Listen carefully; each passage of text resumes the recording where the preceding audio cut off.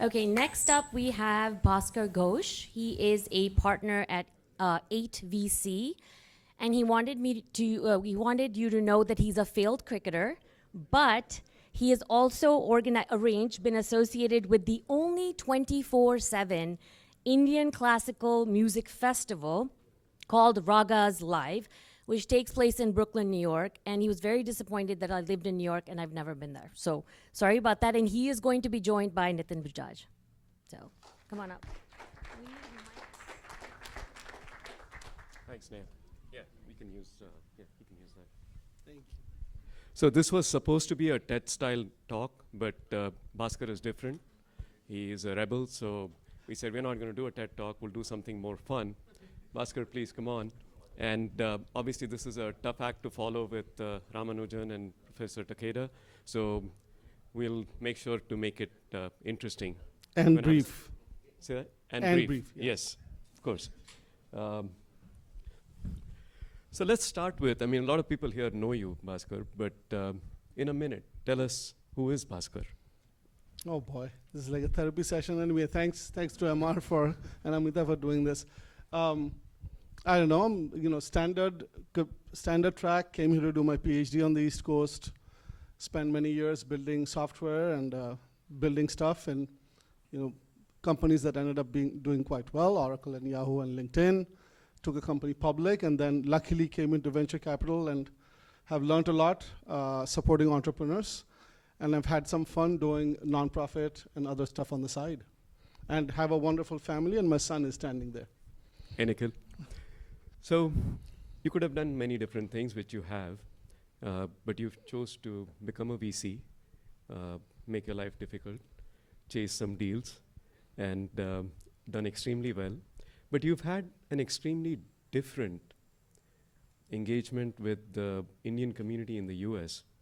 You've been engaged with the Soup Kitchen, this music festival, and you've, I think by design, not really been the typical part of the Indian community, that bubble that most of us tend to live in.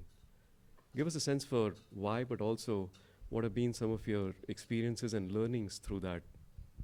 Yeah, I think this is an important thing that came out when Nitin, and thank you, Nitin, for being here, because I basically chickened out from standing here alone, so I didn't know what to say.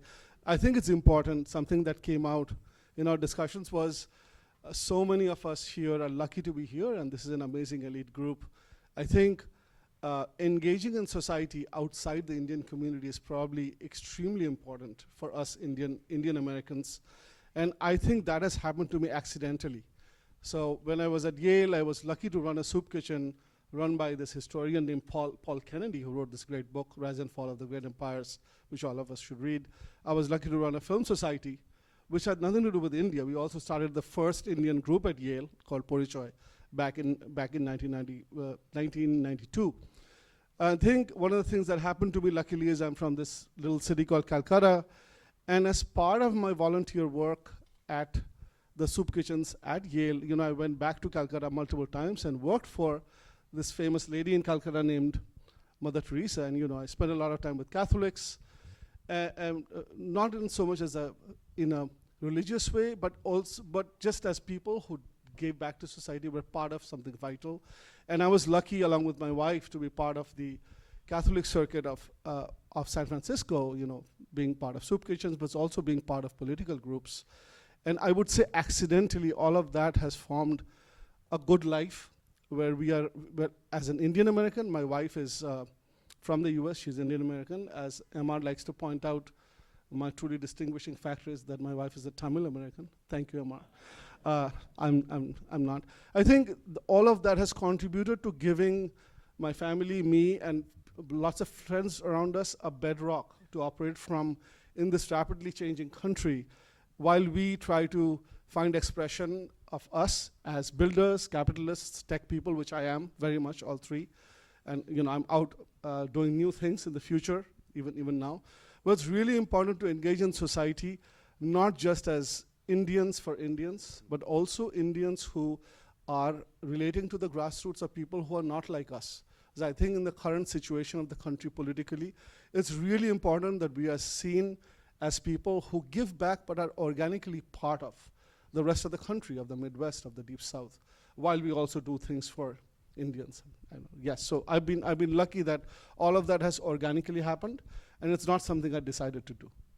One thing that struck me was, as you had been in these positions at LinkedIn, Yahoo, NerdWallet, and then now as VC, you're a type A personality. There's a lot of quote-unquote aggression that comes with it as a change maker, taking things from 0 to 1, making things happen. But then you also have this notion of service. These are typically considered to be two parallel tracks. But tell us about what transpired. You know, when you started sharing this with me, I was like, you have somehow, this has merged for you, but it took you many years to figure out what that was. You know, I had a famous grandpa who made a movie called Jagte Raho with Raj Kapoor. And when he seldom wrote about himself, and the one thing he wrote when he was forced to write something about himself is, he said, you know, it's hard, I'll try to say there should be no I, there should be a we. And also, we tend to create a myth about ourselves as if our life was planned out. I think for me, it's good to recognize accidents. I was lucky to be doing. My wife does a lot more volunteer work. I wouldn't call it giving back, but just being part of a vital part of society, working with people who are not like us. I think, so there's the spirit of service, of being with the other, with yourself. It was funny that, you know, I was building a lot of infrastructure software. Some of you have. I was very lucky to be in the elite groups at Oracle, in the elite groups at LinkedIn, some of which I built from scratch, even at Yahoo. And I ended up watching many years later that even the building of infrastructure software, whether it's for AI or databases, required a spirit of service, because you were actually giving a service to the product teams and the business teams.